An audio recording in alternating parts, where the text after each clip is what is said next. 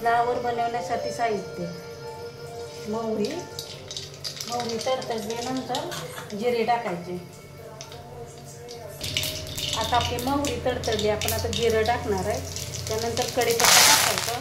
त्यानंतर मिरची टाकायची. मिरची जरा चांगली भाजली. आता मिरची भाजून झाली आहे, आपण लसूण टाकायचं. लसूण भाजून घ्यायचं. लसूण मिरची चांगली भाजून झाली. आता आपण टोमॅटो टाकायचं.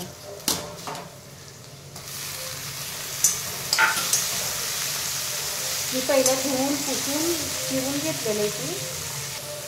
आता आपण टमाटर चिरून टाकलंय. बारकीशी 2 टमाटे घेतली ती. त्यानंतर आपण चवीनुसार मीठ टाकणार आहे. मी पाव किलोला 1 चमचा मीठ टाकले. हे आहे धनापुडी आणि हळद, एवढाच मसाला मी वापरते. आणि हा फ्लावर मी धुवून 4 वेळा धुवून चिरून घेतलेला आहे. हा फ्लावर स्वच्छ धुवून 4 वेळा काढलेला आहे.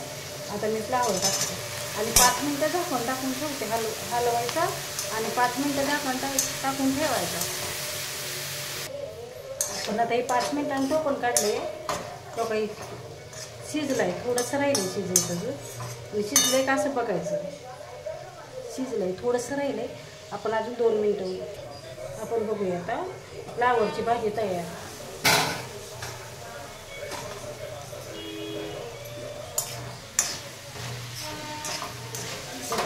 फ्लावरची भाजी तयार झाली. एकदम साध्या सोप्या